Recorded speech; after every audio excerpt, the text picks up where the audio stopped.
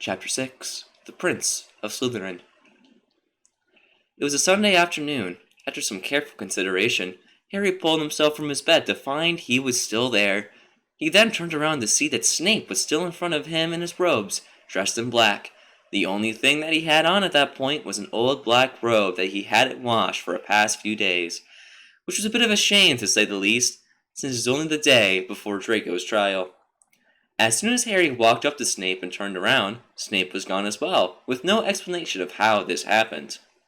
Harry decided to change into his robes and then head over to Draco's place. At the entrance to Malfoy Manor, however, he stopped, just as he had done many times before, to watch the crowd outside the front door, which seemed to be going crazy, and to hear the faint voice of a woman who would later be named Hermione Granger talking with tears in her eyes about how she would never give up on Harry or the twins. Harry wondered for a moment if the crowd that was outside Draco's place were the ones who were chanting, but a group of Aurors appeared, led by one of the twins, and they led Draco away into the crowd with a stern look and loud words. Draco stared at Harry in shock, and Harry knew exactly what this was. The Minister of Magic was planning to kill Draco for treason. It was too early. Why couldn't someone tell him before it happened? What a crazy, horrible day! Suddenly, the thought came to Harry, and he felt anger. He couldn't tell what was worse, that the Aurors knew about what it was to happen, or that Draco was innocent and the Ministry was conspiring to kill him. He pulled out his wand and fired a quick curse on himself. He looked up with a pale green glare as the magic that shot from it was stopped with a crack and a screech. Draco and Hermione looked up in shock. Harry had just cast something that he didn't even know how to cast. The curse of the green light. The green light in his eyes began to fade, and he looked around at the Aurors wondering where this would lead. They gave him one final look before they began to run away in terror, along with the crowd. Harry turned around and looked at Draco, his eyes shining bright. Harry had known this day was coming for a very long time. He wanted it for a long, long time, but he hadn't known how to say it out loud. Now, he had to tell Draco, "My love, I have learned the hard way that if I didn't love you this long, my life would end."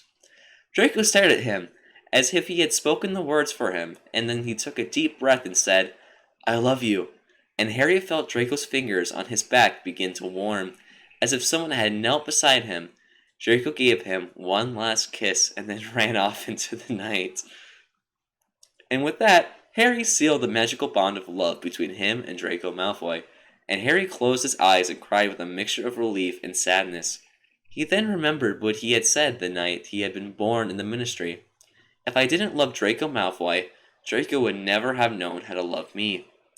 Hermione, for her part, said nothing, but in her mind there was an emotion that was unmistakable, something she could never put her finger on. Harry felt it. And then Harry had a horrible idea. He started laughing. It was as if laughter came in waves, and suddenly the pain in his body stopped. Harry didn't even have pain anymore. He looked at Hermione with a small smile that he was having trouble keeping hidden because it was just the kind of smile he would have given if he had been a Slytherin at school. And he saw her face flush with tears, so big they were spilling from her eyes as if they were red hot. "Hermione, we are going to die tonight." He pulled out the box Snape had given him, and he opened it. Within was a bottle of whiskey, 2 bottles of brandy. He handed her the whiskey. She took it quickly.